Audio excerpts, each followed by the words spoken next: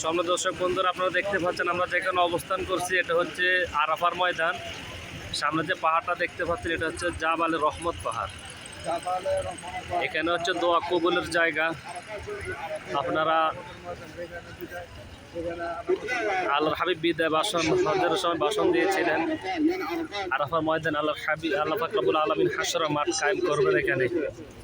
طبعا فلان يكتشفون معلومة تعرفها صحيحة ويوجد قد تكون عرفات لن أروك كثير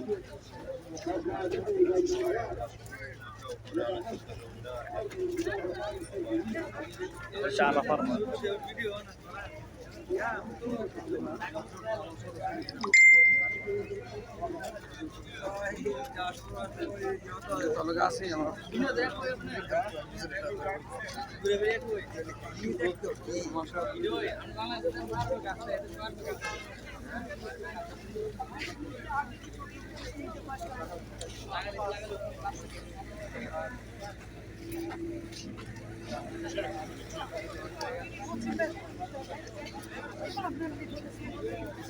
Thank you.